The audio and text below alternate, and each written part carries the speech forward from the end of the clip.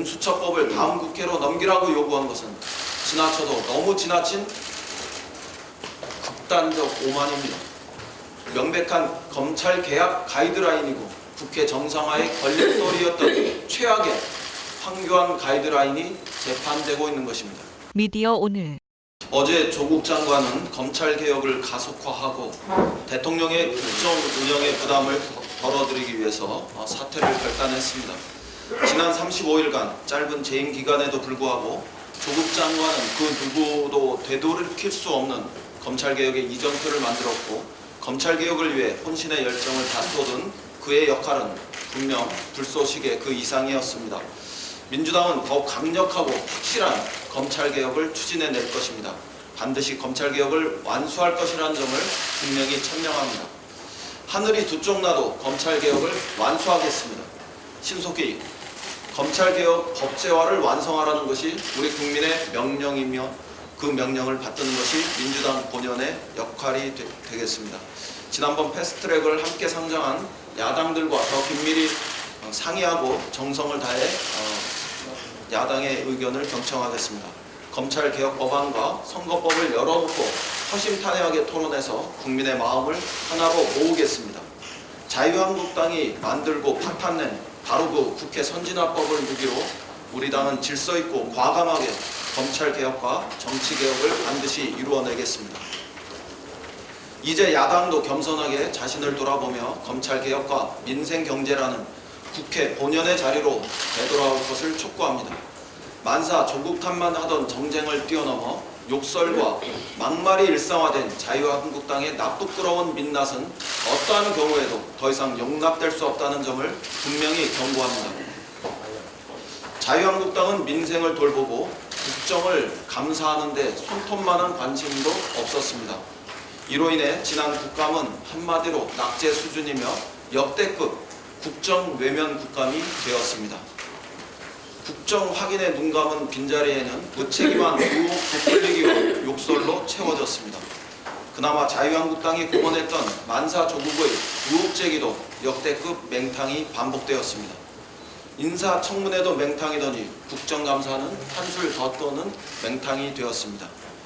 의혹을 제기하는 그 창끝이 무디다 보니 욕설과 막말만 요란했습니다.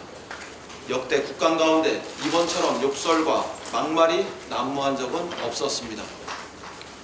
대한민국 헌정사상 이토록 노골적으로 국정을 외면한 국감을 기획하고 실행했던 정당은 없습니다. 언론과 국민의 매서운 책임 추궁이 뒤따를 것이라는 점을 경고합니다.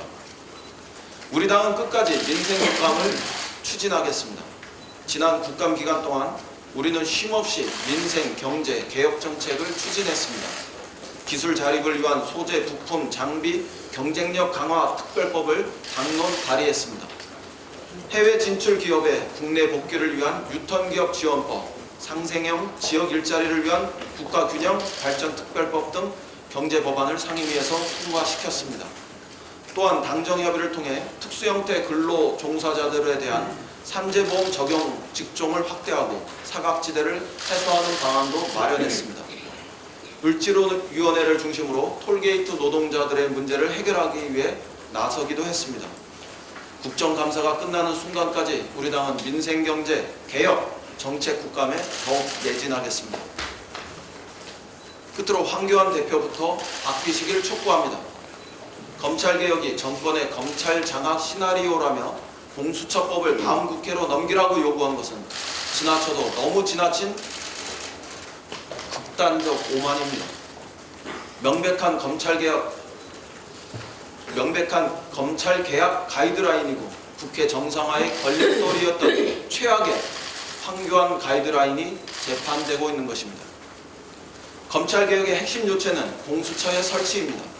국민의 절대 다수가 찬성하고 지지합니다. 공수처를 뺀 검찰개혁은 안고 없는 찐빵과 같습니다. 검찰의 비위를 맞추며 가짜 검찰개혁을 선동하는 듯한 비겁한 행동을 자유한국당은 즉각 중단할 것을 촉구합니다. 게다가 황교안 대표는 이미 패스트트랙과 관련한 야당 의원들을 조사하지 말라고 사실상 요구한 바 있습니다.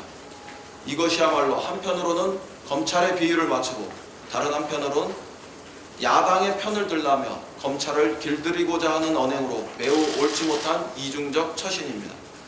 국민의 의사에 반하는 언동이 바로 정략이며 또 정략에 따라 오만이 지나치면 결국은 재발등을 찍어 파멸로 이르게 된다는 점을 조언해 드립니다.